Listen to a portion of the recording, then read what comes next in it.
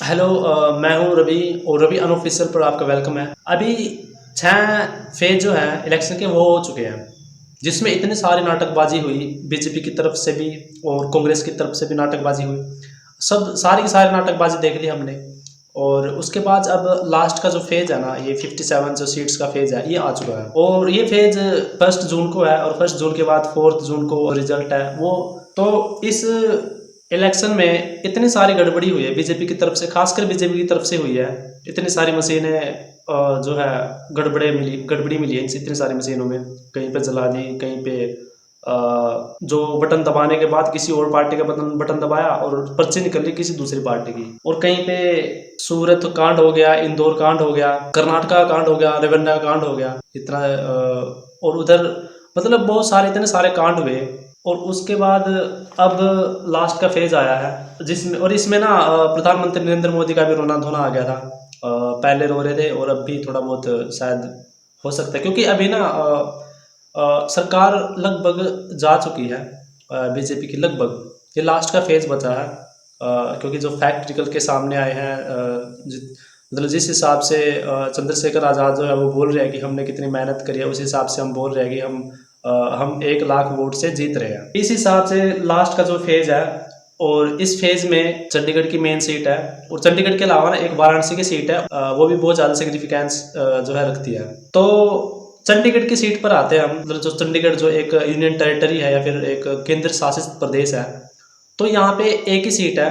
और एक ही सीट पर मतलब एक तरफ गठबंधन है चंडीगढ़ में। अगर इसको ध्यान से देखें तो ये दो तरफ मतलब गठबंधन की और बीएसपी की ही है। मतलब गठबंधन में तीनों पार्टी आ गई, समाजवादी पार्टी, कांग्रेस पार्टी आ गई, और दूसरी तरफ बीएसपी एक ही पार्टी है। वैसे अब तो बीएसपी और आज़ाद समाज पार्टी मर्ज हो गई है दोनों, और मर्ज होने के बाद अब चंडीगढ़ से बीएसपी लड़ रही है। और जो उत्तर प्रदेश है, उत्तर प्रदेश से आज़ाद समाज पार्टी और बीएसपी दोनों मर्ज होकर लड़ रहे हैं। मतलब ये भी तो बीजेपी से है संजय टंडन, और कांग्रेस पार्टी से मतलब अलायंस है जो इनका, अलायंस में से कांग्रेस पार्टी से ही इन्होंने एक कैंडिडेट को उतारा है जिसका नाम है मनीष तिवारी। हाँ ओके। बीएसपी से डॉक्टर रितु, जो कि नौकरी से निकाली गई थी एक प्रोफेसर की जॉब से, डीयू से, जो क्योंकि जो अभी तक इनका केस चला हुआ है, मतलब 6 महीने से ये प्रोटेस्ट पर भी थी, अपना प्रोटेस्ट भी इन्होंने जारी रखा। और इनका एलिगेशंस भी था। सविता रॉय थी जो कि कॉलेज की प्रिंसिपल थी। तो जैसे डॉक्टर रितु का आरोप था कि उन्होंने जो फर्जी तरीके से इनको निकाला है।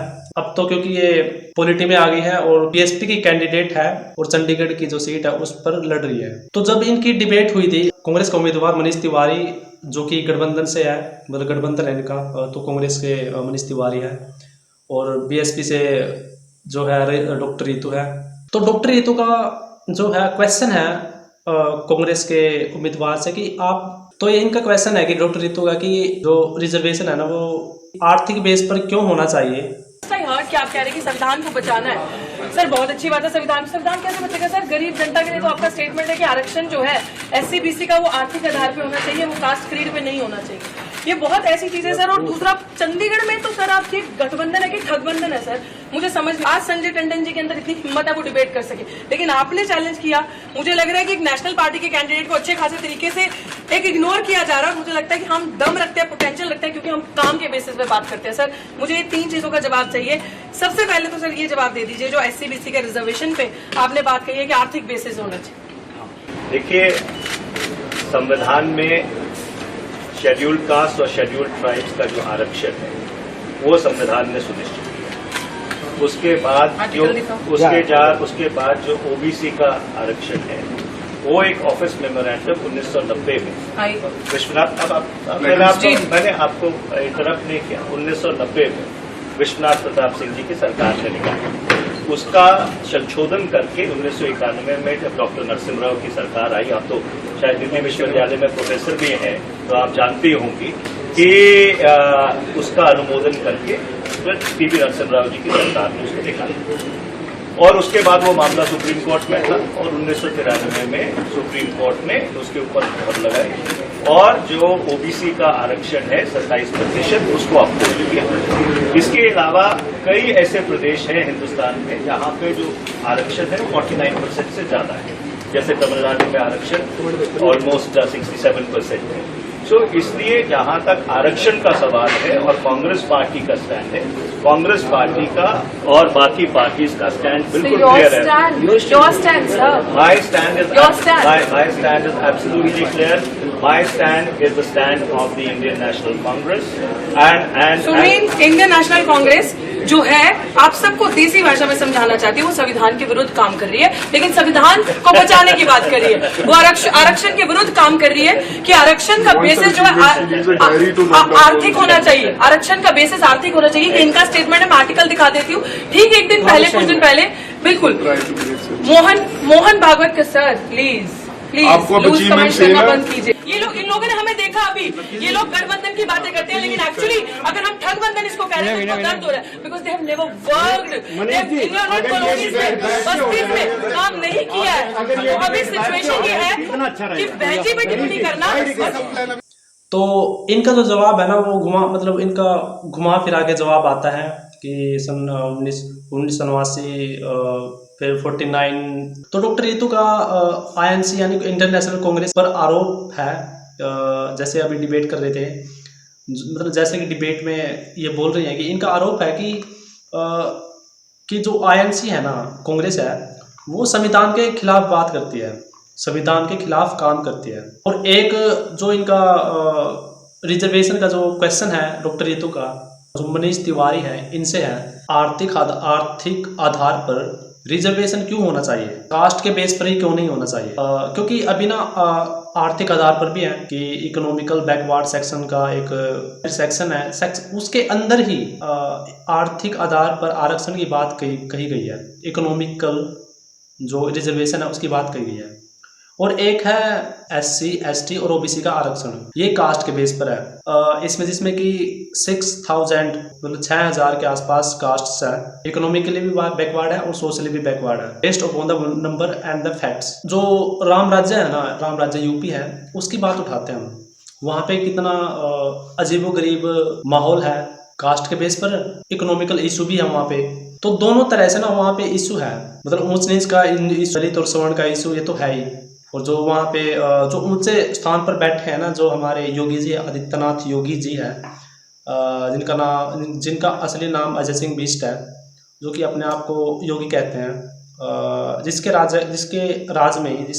राम राज्य में ही 2020 में ही एक लड़की है जिसके साथ गैंगरेप किया गया, और उसके बाद 15 दिन तक उसको ऐसे ही ट्रीटमेंट दिए बिना, अच्छा ट्रीटमेंट दिए बिना ऐसे ही रखा गया। और 15 दिन के बाद उनके जो है डेथ हो गई, अच्छा ट्रीटमेंट ना मिलने की वजह से। और उसके बाद भी क्या किया उन्होंने, उसको ना जला दिया। मतलब एक हिसाब से हम इसको हत्या ही बोल सकते हैं। और हत्या करने के बाद जलाया भी कब, रात के अंधेरे में।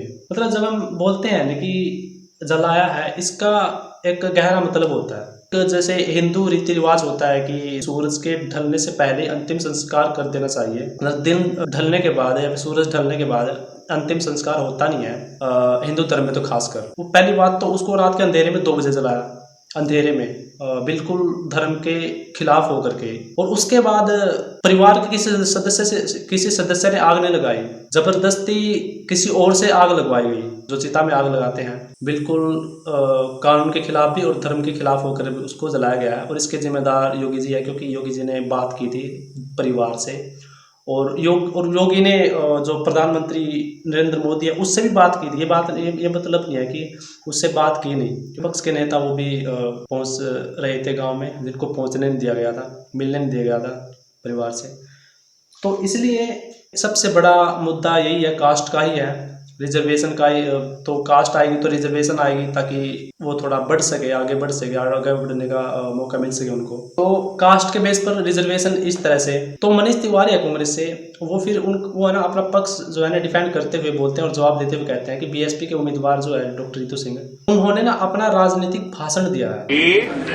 बहुजन समाज पार्टी के जो उम्मीदवार हैं वो यहाँ पे आए, उन्होंने अपनी तरफ से एक राजनीतिक भाषण दिया। लोकतंत्र में हर आदमी को ये हक है कि एक मिनट मैंने तरफ से जब डिबेट चलती है तो वहाँ पे पहली बात तो राजनीति होगी होगी और बेस्ड अपॉन द फैक्ट होगी, और जो मुद्दे हैं ना, जो जरूरी मुद्दे, वाइटल जो सिग्निफिकेंट इश्यूज जो है उन पर बात होगी। और ये जो रिजर्वेशन का जो मुद्दा है ये सिग्निफिकेंट ही है। और जैसे डॉक्टर रितु ने अभी कहा है कि मतलब जो डिबेट में कहा है कि ये जो इंडियन नेशनल मतलब कांग्रेस है जो इस संविधान के खिलाफ बात करती है और संविधान के खिलाफ ही है, इनकी जो नीतियां हैं मतलब संविधान के खिलाफ ही हैं, और मतलब क्योंकि संविधान को बचाने की तो बात करते हैं लेकिन संविधान के खिलाफ काम करते हैं। तब इनसे पूछा गया कि आपका स्टैंड क्या है इस पर, तो इनके मनीष तिवारी बोलते हैं कि जैसे बाकी पार्टियों का स्टैंड है वैसे ही हमारा स्टैंड है। जितना ज़्यादा भेदभाव है ना कास्ट के ऊपर होता है ना, उतना ज़्यादा भेदभाव आर्थिक आधार पर होता नहीं है। आर्थिक आधार पर होता है लेकिन इतना नहीं होता जितना कि कास्ट के बेस पर होता है। और जिस हिसाब से मनीष तिवारी बात कर रहे हैं कि बीएसपी की उम्मीदवार है, वो एक राजनीतिक भाषण दिया उन्होंने, तो इस हिसाब से ना ये पॉइंट बोल करके ये लाइन बोल करके वो है ना सवाल का जवाब देने से बच रहे हैं। क्योंकि अभी 20 तारीख का जो 5th फेज का इलेक्शन गया है उसके बाद है ना राहुल गांधी ने अपने तेवर दिखा दिए थे। जो महिला का जो सम्मान होता है उसके हिसाब से इन्होंने क्योंकि इन्होंने बात की थी कि हम महिला को सम्मान करते हैं, तो महालक्ष्मी योजना है उस पर बात की थी उन्होंने कि राहुल गांधी ने महालक्ष्मी योजना पर बोलने में कुछ और कहा था और मैनिफेस्टो में इनका कुछ और लिखा था, जो मतलब दोनों मैच ही नहीं हो रहे थे। अब जब दोनों मैच नहीं हो रहे तो मतलब राहुल गांधी मतलब फॉल्स कैंपेनिंग कर रहे हैं, जो कैंपेनिंग करनी नहीं चाहिए इनको, उस तरह की कैंपेनिंग कर रहे हैं। और बीजेपी का तो हमने देख ही लिया प्रधानमंत्री नरेंद्र मोदी कि कैसे वो अपना कभी बोलते हैं कि भैंस खोल कर ले जाएंगे, कभी बोलते हैं टूंटी खोल कर ले जाएंगे, ऐसा विपक्ष वाले बोलते हैं। मतलब जो प्रधानमंत्री नरेंद्र मोदी कहते हैं कि विपक्ष वाले आपकी भैंस खोल कर ले जाएंगे, मंगलसूत्र ले जाएंगे आपका खोल कर। और अब तो उन्होंने हद ही कर दी, अब तो बोल रहे हैं कि आपका SC ST और OBC का आरक्षण जो है वो आपसे छीन करके धर्म के आधार पर बौद्ध और जिहादी लोगों को दे दिया जाएगा।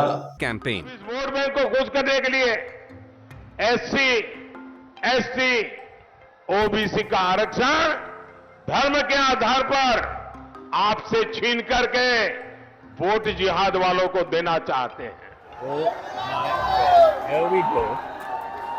संविधान कभी इसकी इजाजत नहीं देता, इसलिए ये संविधान बदलना चाहता। संविधान को बचाने के बाद पहले तो मतलब गठबंधन वाले संविधान को बचाने की बात ये कर रहे थे, और 20 तारीख का जब इलेक्शन हुआ था 5th फेज का जो इलेक्शन हुआ था उस समय बीजेपी वाले कर रहे थे कि हम संविधान को बचाएंगे, कि हम संविधान को बचाएंगे, संविधान को खतरा है।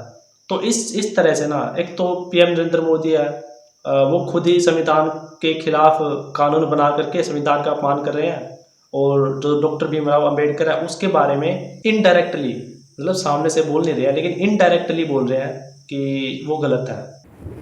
मेरे प्यारे भाइयों और बहनों, मैंने हिंदू धर्म का त्याग कर दिया है और मैं महान बुद्ध और उनके धम्म को गले लगा रहा हूँ, जो ज्ञान, समानता, सदाचार और करुणा पर आधारित है।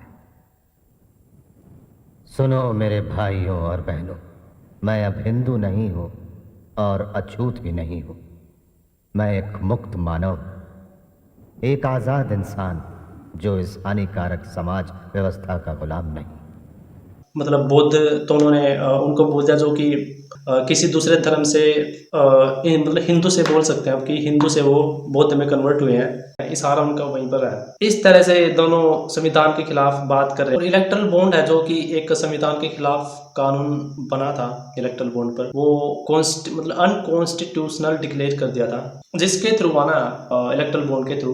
लेकिन BSP और ASP इन दोनों पार्टियों को चंदा नहीं मिला था, और बीजेपी के पास तो इस समय 12,930 करोड़ रुपए हैं, जिसका यूज उन्होंने इलेक्शन में कर भी लिया है। चाहे कहीं पे कुछ खरीदना हो, कैंडिडेट को खरीदना हो, या फिर दूसरी पार्टी की सरकार को कहीं दूसरे राज्य में गिराना हो। अब वाराणसी से प्रधानमंत्री नरेंद्र मोदी जो है वो चुनाव लड़ रहे हैं। वाराणसी के लोगों की बात है और वाराणसी के लोगों का ही कहना है कि वो नरेंद्र मोदी की जमानत जब्त कर देंगे। मतलब उनका जो स्टेटमेंट है, कहना है वो, क्योंकि वो नाराज है नरेंद्र मोदी से कि वो जमानत भी नहीं होने, मतलब जमानत भी नहीं, वापस नहीं मिलेगी उनकी, क्योंकि चुनाव लड़ने के लिए एक सिक्योरिटी दी जाती है, कुछ पैसे दिए जाते हैं सिक्योरिटी के रूप में, कि वो कुछ पैसे दे देंगे और वो चुनाव लड़ेंगे।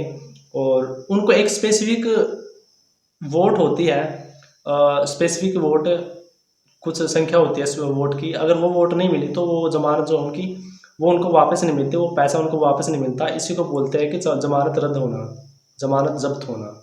और जैसे श्याम रंगीला है, उनका जो नॉमिनेशन है वो भी जो है होने नहीं दिया था। श्याम रंगीला ने भी, जो एक यूट्यूबर है और कॉमेडियन भी है, वो भी चुनाव लड़ने के लिए वहाँ पे गए थे और नॉमिनेशन अपना फाइल करने के लिए गए थे, और जो उनका नॉमिनेशन फाइल है जो वो होने नहीं दिया था। और उनकी शिकायत भी यही थी कि क्या ये नरेंद्र मोदी को यहाँ से मतलब बिना, मतलब उनके सामने कोई होगा नहीं, उनके ना ही किसी पार्टी से होगा नहीं, तो इस तरह से वो चुनाव लड़ाना चाहते हैं नरेंद्र मोदी को। जो इलेक्शन कमीशन है, जो, क्योंकि इलेक्शन कमीशन ही है जो एक्शन ले नहीं रहा, तो सारा का सारा जो भार होता है इलेक्शन को करवाने का, अच्छे तरीके से क्लीन और फेयर तरीके से करवाने का, वो इलेक्शन कमीशन का होता है। और इलेक्शन कमीशन ऑफ इंडिया जो है राजीव कुमार, जो वो बोलते हैं ईवीएम की आत्मा की तरफ से एक शायरी के जरिए, और अब तक उन्होंने कोई प्रेस कॉन्फ्रेंस की भी नहीं है। तो इस तरह से ये इलेक्शन कमीशन है जो काम कर रहा है, इलेक्शन को अच्छे तरीके से करवा नहीं रहा है, कहीं पे गुंडागर्दी हो रही है तो उसको रोक नहीं रहा है, इलेक्शन को धीरे धीरे, मतलब इलेक्शन धीरे धीरे हो रहा है, स्लो तरीके से वोट डल रही है, कोई उसमें तेजी दिख नहीं रही है। तो इस तरह से इलेक्शन में भी, इलेक्शन के जो प्रोसेस होते हैं उसमें प्रॉब्लम आ रही है। तो नरेंद्र मोदी वाराणसी से, ओके, नरेंद्र मोदी वाराणसी से है, वाराणसी से बीजेपी के कैंडिडेट है। और तो नरेंद्र मोदी के सामने अजय रॉय है जो कांग्रेस से है, और बीएसपी से, तो बीएसपी से है, और अथर जमाल लरी ये है बीएसपी से। और दिल्ली के ही पुलिस स्टेशन में कास्ट को लेकर के, दिल्ली के एक पुलिस स्टेशन में कास्ट को लेकर के मार पिटाई हुई थी पुलिस वालों की तरफ से, दिल्ली पुलिस की तरफ से मार पिटाई हुई थी। और वो मार पिटाई की गई वकीलों पर की गई, वकील के साथ महिला थी उस पर भी की गई। जैसे ही महिला ने, मतलब जो वो महिला थी, महिला भी वकील थी। और जब जैसे कि मतलब महिला ने, क्योंकि वो जो जिसको पीटा गया था, जिसकी पिटाई हो रही थी, वो भी वकील थे, और वो जो महिला वकील थी वो उनकी वाइफ थी। तो जब उन पर हमला हुआ तो उन्होंने बचाने की कोशिश की, जैसे कि वो कह भी रही है, तो उनको बचाने की कोशिश की गई। तो उनको बचाने की कोशिश की गई तो उनकी भी पिटाई की गई, ऐसा उनका कहना है। काफ़ी मारपीट की और मेरे मुंह पे काफ़ी मारा, मेरे मुंह पे काफ़ी चोट है। हम दीनदयाल में एमरजेंसी में एडमिट हैं। मेरे जूनियर हैं अजीत पवार, ये आपको बताएंगे कि कहाँ का खड़े। अजीत, हम वहाँ पे डाबरी थाने में गए थे कि कंप्लेंट लिखवाने, तो उन्होंने सर ने जैसे ही पूछा कि कैसा करना है, एप्लीकेशन लिखवानी है, तो देने बाद उन्होंने पूछा कि क्या आप इंग्लिश में लिख रहे हो, हिंदी में लिख रहे हो, जबकि उसका कोई मतलब नहीं था। तो उस पर शुरू हो गए कि आप कौन सी कास्ट के हो, तो जाति बताने पे जो उन्होंने शुरू कर दिया, तो गाली गलौज शुरू कर दी, थोड़े जमा है, ये है इंग्लिश में लिखे, अंग्रेजी में लिखे, ऐसे कहना चालू कर दिया। और फिर जो हाथापाई हो गई, बहुत मारा है, यहाँ पे गर्दन दबोच ली, चश्मा तोड़ दिया, बहुत हद तक मारा है, मैडम को मारा है, प्राइवेट पार्ट्स को टच भी किया है मारामारी में। और ये तो बहुत ही, जो एडवोकेट्स को इस तरह से ट्रीट किया जा रहा है, मतलब आप समझ सकते हैं सिविलियंस के साथ क्या होता होगा। मेरे प्राइवेट पार्ट को मारा, प्राइवेट पार्ट पे हाथ लगाया, दबाया गया है, मारा गया है, मेरे पेट में गोली मारी गई है, मेरे कान पे भी चोट लग गई है, और ऊपर से गाली गलौज कर रहे थे, भंगी हो, चूड़े चमार हो, आप लोगों को यहाँ पे इंग्लिश में लिखने का ये नहीं राइट्स नहीं बनते हैं, यहाँ ये सब क्यों कर रहे हो, चलो निकलो बाहर, तो मारपिटाई करते। और हम तीनों को बुरी तरह से मारा गया है। और सर का तो उन्होंने चश्मा, फोन वगैरह सब तोड़ दिया है, अभी भी को तो बहुत मारा गया है। मुझे गलती खाली जेंट्सों ने पकड़ लिया था, लेडीज भी नहीं थी, एक भी लेडीज नहीं थी वहाँ पे, सब जेंट्सों ने मुझे पकड़ के, सर को तीनों को हम लोगों को पकड़ के वहाँ पे डिटेन कर लिया था, पकड़ लिया था। हम बड़ी मुश्किल से वहाँ से बाहर निकले, तब हम जाके एमएससी कराने खुद आए। इसके बाद भी हमने थाने में यहाँ दीनदयाल में आकर के 4 कॉल कर चुके हैं, पीसीआर को पुलिस अभी तक नहीं आई है हमारे तक मिली है। तो ये दिल्ली राजधानी है देश की, यहाँ पर कोई एडवोकेट तक सुरक्षित नहीं है। तो आप जान सकते हैं कि सिविलियंस के साथ क्या पुलिस बर्ताव करती होगी। ये अमित शाह जी की पुलिस है। मैं अमित शाह जी से कहना चाहता हूँ कि हमें प्लीज भारत देश में जीने दिया जाए, हम कोई अन्याय नहीं करते हैं, बस। Thank you. पर एक क्योंकि उनका आरोप ये है कि उन मतलब जैसे उनको पता चला ना कि ये इस कास्ट के हैं, मतलब एक स्पेसिफिक कास्ट के हैं, मतलब उन्होंने खुद बोला है कि वो जैसे पुलिस वालों को ये बताया कि हम चमार जाति से बिलोंग करते हैं, तब पुलिस वालों को गुस्सा आ गया और उन्होंने माँ बहन की भी गाली दी और गाली दे करके उनकी मार पिटाई की। चाहते हैं आगे अपने कोर्ट में देखेंगे। तो मैंने अपने जूनियर अभिजीत पवार को बुलाया। मैंने कहा अभिजीत बेटा ये लिख दो कि हम नई कार्रवाई चाहते हैं, we don't want take any action. तो जैसे ही उन्होंने मेरे मुंह से इंग्लिश सुना तो थोड़ी दूर पे बैठे थे, उन्होंने मुझे सीधी बहन की गाली दी। बोला बहन ढेड़ चमार, इंग्लिश बोला है, साले तुझे इंग्लिश बोले कि हिंदी में बोल।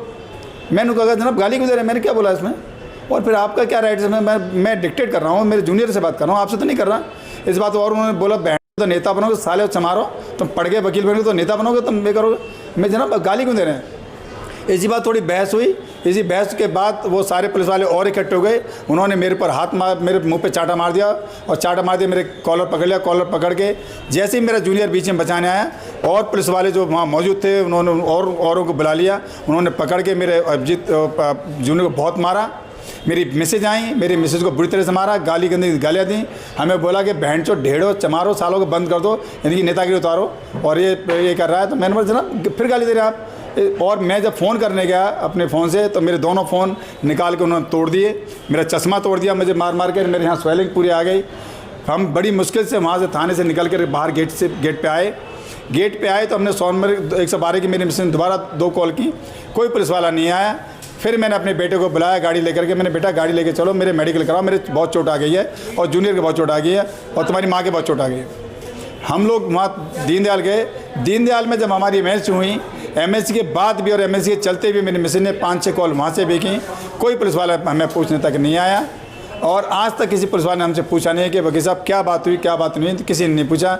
मेरी मिसेज के प्राइवेट पार्ट में काफ़ी चोटें आई, ब्रेस्ट में काफ़ी चोट आई, प्राइवेट पार्ट को काफ़ी उन्होंने वो किया, और वहाँ पर कोई भी लेडीज स्टाफ नहीं था, सारे जेंट्स थे।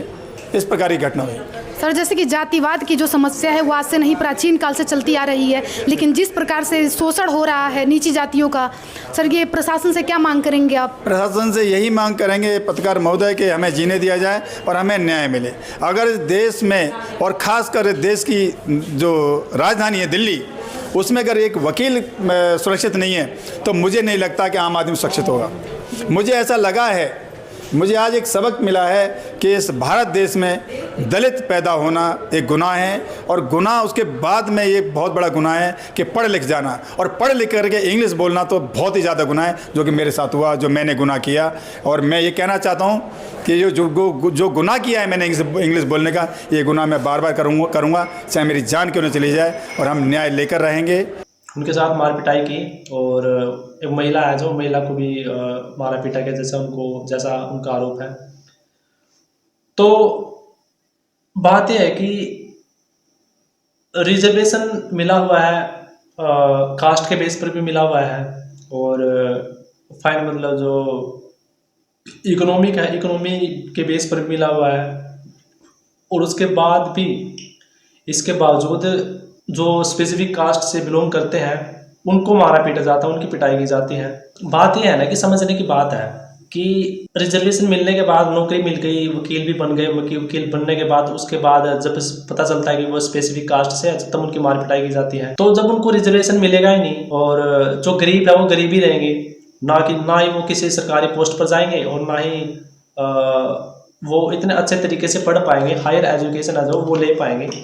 और एक कोई रिनाउंड यूनिवर्सिटी है लाइक JNU और DU का तो थोड़ा बहुत जो ग्रेड है वो लो हो गया है एज कम्पेयर टू JNU और JMU। जैसा कि डॉक्टर रितु कह रही थी, डिबेट में कह रही थी कि वो संविधान के खिलाफ बात करते हैं कांग्रेस वाले और बीजेपी वाले भी, और काम भी ऐसा ही करते हैं। तो रिजर्वेशन का इशू बहुत बड़ा इशू है और बहुत सारे लोग हैं जो इस पर अपनी अपनी राय भी रखते हैं कि इसको ख़त्म कर दिया जाए। कुछ लोग बोलते हैं इसको रख लिया जाए, कुछ लोग बोलते हैं कि इसको इकोनॉमिक बेस पर कर दिया जाए, कुछ लोग बोलते हैं इसको कास्ट बेस पर ही रखा जाए। कंक्लूजन तो यही है कि कास्ट है और कास्ट मतलब जो अपर कास्ट और लोअर कास्ट है, दोनों में कन्फ्लिक्ट होते रहते हैं। एक थिंकिंग बनी हुई है, एक किसी तरह की आइडियोलॉजी बनी हुई है और उसी आइडियोलॉजी और उसी थिंकिंग के बेस पर जो है आपस में झगड़े होते हैं और दूसरे को नीचा दिखाया जाता है। डेवलपमेंट की बात आती है, मतलब घर के सुधार की बात आती है कि मतलब किसी के घर की हालत ठीक नहीं है और उसको रिजर्वेशन मिला तो वो मतलब हाई मतलब एजुकेशन में जो है मतलब एजुकेशन में उसको रिजर्वेशन मिला और वो जाके आगे पढ़ने लग गए। पढ़ने के बाद वो किसी अच्छी पोस्ट पर लग गए और उनका जो है आर्थिक हालत है जो वो ठीक हो गई। तो इस तरह से रिजर्वेशन मेरे हिसाब से, और जो ये वकील है, एडवोकेट है ये वकील है, इनको अभी तक न्याय मिला नहीं है अच्छी तरह से। जब इनको न्याय मिला नहीं है, इन्वेस्टिगेशन ऑफिसर है वो जांच करने आते थे और एक तो स्टेटमेंट लिख के जाते थे और कोई केस मतलब कोई जो अपनी कार्रवाई वो आगे बढ़ाते नहीं थे, क्योंकि जो पिटाई है वो पुलिस वालों की तरफ से हुई है और उनका सस्पेंशन अभी तक पता नहीं चला कि हुआ या नहीं हुआ है। अभी तक तो कोई न्यूज़ नहीं आई है। जब पुलिस वाले ही ऐसा कर रहे हैं, तो अगर पुलिस वाले ही ऐसा कर रहे हैं तो आम जनता के साथ अगर कोई गुंडागर्दी करता है, पुलिस वाले नहीं करते, तो फिर उनका मतलब डिफेंस कौन करेगा, मतलब उनकी रक्षा जो हो कौन करेगी, क्योंकि पुलिस वाले खुद ही मार रहे हैं, मतलब पुलिस वाले खुद ही पिटाई कर रहे हैं, तो रक्षा कौन करेगा।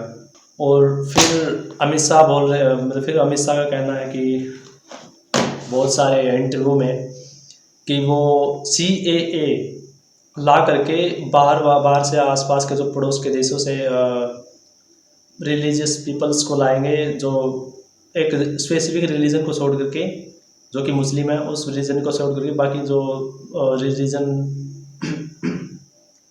जो भी रिलीजन है उनके लोग यहाँ पे आ सकते हैं और सिटीजनशिप ले सकते हैं। और यहाँ पे जो आए हुए हैं वो बाहर के इन रिलीजन को छोड़ करके जिनके नाम गिनवाए हैं, स्पेसिफिक अगर डायरेक्ट वे में कहें तो मुस्लिम, अगर बाहर से लोग मुस्लिम अगर आसपास के जो 4-5 कंट्री हैं, पड़ोसी देश हैं, इनसे आए हैं लोग और उनमें से मुस्लिम हैं, जो लोग मुस्लिम हैं, मुस्लिम धर्म से संबंध रखते हैं, तो उनको बाहर कर दिया जाएगा और उनको ये घुसपैठी बोल रहे हैं।